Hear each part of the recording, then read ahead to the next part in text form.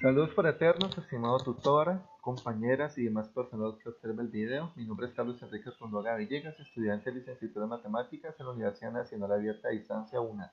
Este video se hace a fin de dar cumplimiento a la parte A, ejercicio individual de la fase 3 con ejercicio práctico del curso Práctica Pedagógica 2, titulado Descripción del proceso de práctica pedagógica.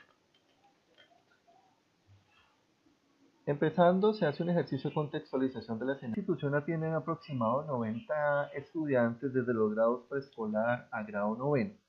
Estudiantes hijos de campesinos, los cuales son niños con muchos valores, niños humildes y con muchos deseos de aprender.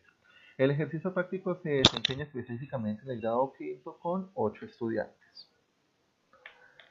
Para el tema del diagnóstico del problema, lo primero que se hizo fue la contextualización de la institución, observando su situación, observando qué es lo que se trabajaba, cómo se trabajaba, con qué recursos, para seguidamente hacer un ejercicio de encuesta en la planeación en donde se le preguntaba a los niños acerca de cómo era la enseñanza de las matemáticas en dicha institución. Seguidamente se hace el ejercicio de aplicación de dicha encuesta, además de hacer preguntas como qué es lo que les gustaría sobre la enseñanza de las matemáticas, cómo les gustaría que fueran enseñadas, qué problemáticas y por qué no las pueden aprender bien. Tomando en cuenta ya estas respuestas, se hace un ejercicio de reflexión para hacer una deducción y estructuración de cuál fue o cuál es el problema más frecuente, el cual es la poca didáctica y poca implementación de las TIC en la enseñanza de las matemáticas en la institución, lo cual genera por un lado miedo, por un lado aburrimiento en las mismas.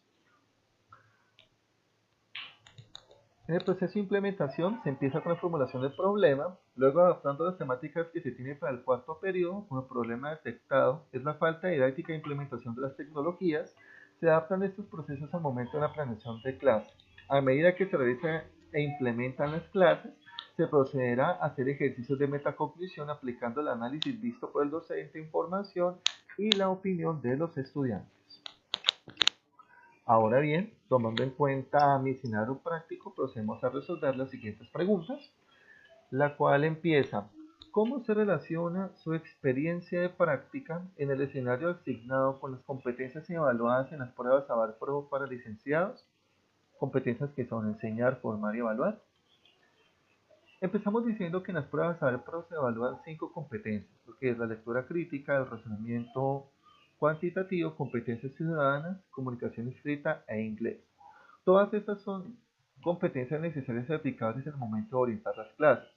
Ahora bien, en la enseñanza de las matemáticas todas estas pueden ser aplicables, bien sea de manera directa o en el caso de lo que son las competencias ciudadanas e inglés, se puede efectuar el ejercicio de transversalización en dichos saberes en otras asignaturas o en situaciones de la vida cotidiana.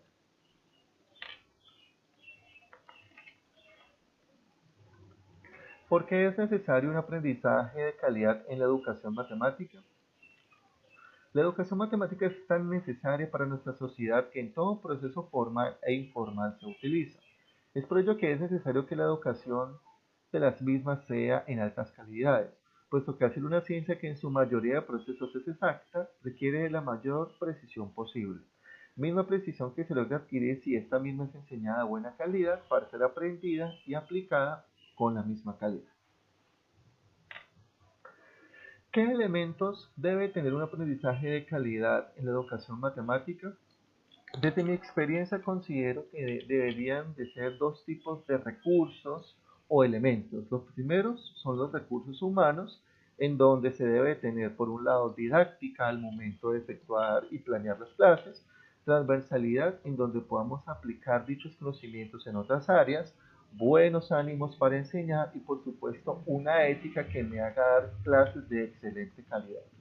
Por otro lado, accesibilidad a Internet, ya que gracias a la conectividad y a las tecnologías de información TIC existe una gran cantidad de recursos didácticos digitales, los cuales son excelentes para aplicar y más aún tomando en cuenta en esta era de sistematización en donde la mayoría de procesos sociales se utilizan las TIC, sería o es muy bueno aplicar este tipo de recursos. Igualmente simuladores en donde los estudiantes puedan poner en práctica, puedan utilizar las matemáticas y dichos procesos en realidades cercanas.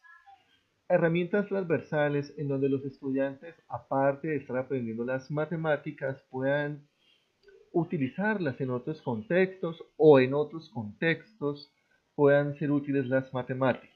Y por supuesto, la pizarra a criterio personal es muy necesaria dado que esta misma es la que nos ha forjado a muchos el gusto por las matemáticas. ¿Cómo desarrollar un aprendizaje de calidad según el escenario práctico? Bueno, al ser un escenario rural sin los suficientes recursos, tanto en materiales como en docentes, ya que en este caso, al ser rural es multigrado y por ende la enseñanza específica es un tanto compleja, el primer y más importante proceso de desarrollo que se convierte en necesidad educativa es tener docentes por grado unitario o por lo menos una reducción de grados para el docente. Hago un paréntesis en este caso, en dicha institución, la profesora maneja 6 grados al tiempo. Al ser una cobertura baja, entonces le corresponde a ella manejar, guiar y orientar a 3 cursos al tiempo. Y aparte de ello, una mayor inversión en materiales tecnológicos para que la enseñanza de las matemáticas se adecue a las necesidades actuales. ¿Qué aspectos del proceso de implementación dan cuenta de su rol como docente y líder transformador en el escenario a través de su proyecto pedagógico implementado? A mi criterio considero que el más importante es el proceso de aprendizaje que los estudiantes obtengan por medio de las prácticas, pero además el ejercicio innovador y didáctico que se refleja en las planeaciones y en la implementación de las mismas. Por otro lado, el ejercicio aplicativo y testimonial de los estudiantes donde ellos cuenten y pongan en práctica lo aprendido. Finalmente,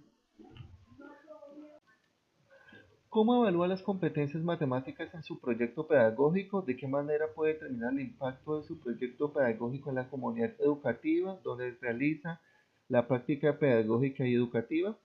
De acuerdo a la primera pregunta, considero por medio de las actividades que se implementan en las planeaciones. Cada una de ellas debe llevar al estudiante a efectuar procesos como la interpretación, argumentación y proposición.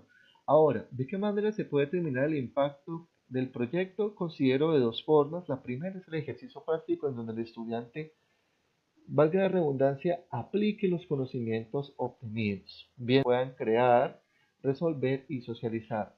Y por otro lado, un ejercicio de testimonio, metacognición, en donde el estudiante, de acuerdo a lo que él sienta que haya aprendido, pueda contar cómo ha sido este proceso. Muchas gracias por su atención.